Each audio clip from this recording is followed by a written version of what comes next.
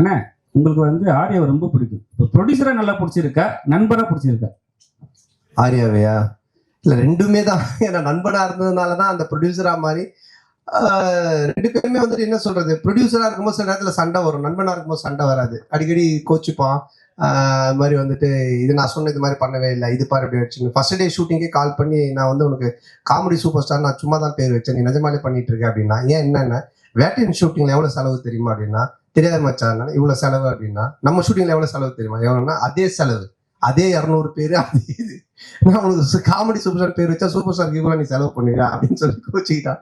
அப்ப நான் சொன்னேன், இல்ல மச்சான் இது மாதிரி திட்டம் தேவைப்படுது அப்படின்னு. அதுக்கப்புறமா ரொம்ப சண்டை ஆயிடுச்சு டக்கு நான் என்ன பண்ணுவேன்னா, ஒரு 2 நாள் ஈஷாக்கு போயிடுவேன். உடனே போன் அடிப்பான், அங்க அடிச்சிட்டு இல்ல சத்குருட்ட காசு வாங்கி கொடு அப்படின்னுவான். ஏய் அவர் பேப்பரா காசு வாங்கி தர முடியல, நீ அங்கதானே போற, எனக்கு காசு வாங்கி கொடுத்துட்டு போ, அவர் பேர் போட்டு ப்ரொடியூசர் அப்படின்னுவான்.